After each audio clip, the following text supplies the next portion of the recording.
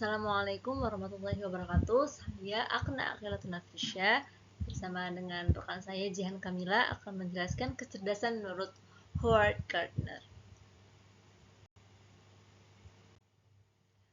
Yang pertama, kita akan mengenal siapa sih Howard Gardner ini. Howard Earl Gardner. Howard Gardner memiliki nama asli yaitu Howard Earl Gardner, berkebangsaan Amerika. Dia lahir pada tanggal 11 Juli 1943 di Scranton, Pennsylvania. Ia adalah co-direktur pada Project Zero, sebuah kelompok penelitian atau riset di Harvard School Graduate of Education. Tentu saja Howard Gardner ini mempunyai perjalanan intelektual ini. Beliau pada tahun 1965, Howard Gardner mendapat gelar sarjana muda di bidang perhubungan sosial dari Universitas Harvard dengan predikat summa cum laude. Menjelang lulus sarjana, tesisnya berjudul The Retirement Community in America. Pada tahun 1965 sampai 1966, dia mempelajari filsafat dan sosiologi di London of Economic. Dia memperoleh gelar PhD dalam bidang sosial dan psikologi perkembangan dari Harvard University pada tahun 1971. Howard Gardner memulai mengajar di Harvard School of Education pada tahun 1986. Sejak tahun 1995, pekerjaannya difokuskan di Good Work Project, yang terkenal sebagai Good Project. Howard Gardner memperkenalkan 8 macam kecerdasan yang akan kita bahas.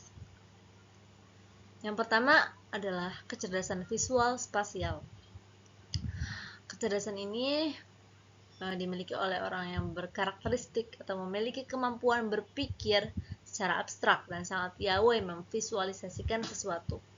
Aktivitas pembelajaran yang cocok untuk siswa yang memiliki kecerdasan visual spasial ini yaitu menggambar, melukis, mendesain poster atau peta konsep, menggunakan software desain grafis, bermain dengan Lego atau blok bangunan.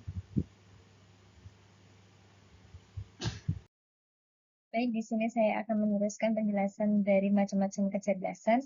Ya, selanjutnya ada kecerdasan linguistik verbal dengan karakteristik memiliki kemampuan penggunaan kata-kata dengan baik, entah itu menulis, membaca, maupun berbicara, dengan aktivitas pembelajaran sebagai berikut, yakni membuat puisi, cerpen, atau jurnal harian, diskusi kelompok atau debat, membaca buku, lalu membuat ulasan, bermain peran dengan dialog.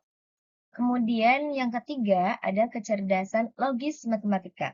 Dengan karakteristik seseorang cenderung lebih logis serta senang menganalisis sebuah masalah. Dengan aktivitas pembelajaran dapat menyelesaikan teka-teki logika atau puzzle, eksperimen sains, bermain game strategi seperti catur, menghitung data, dan membuat grafik. Selanjutnya yang keempat ada kecerdasan kinestik jasmani dengan karakteristik dimiliki orang yang menyukai aktivitas fisik. Aktivitas pembelajarannya sebagai berikut, yakni bermain drama atau pantomim, olahraga dan senam, praktikum atau kerja lapangan, membangun sesuatu secara langsung. Selanjutnya ada kecerdasan musikal. Dengan karakteristik mereka senang akan hal-hal yang berkaitan dengan suara, nada, dan ritme. Dengan aktivitas pembelajaran, mendengarkan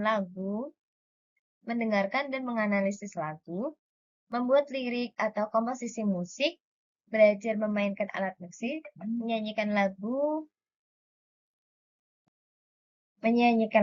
terkait materi pembelajaran. Selanjutnya yang keenam, ada kecerdasan interpersonal dengan karakteristik mampu mengamati perubahan mood orang lain, berkomunikasi, serta mampu memimpin dan bekerja sama.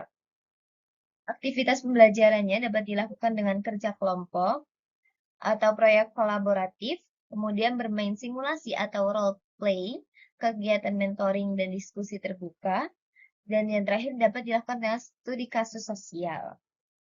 Selanjutnya ada yang ketujuh, yakni kecerdasan interpersonal dengan karakteristik mampu mengontrol emosi, memotivasi diri, konsisten mampu menganalisis, dan merencanakan dengan baik.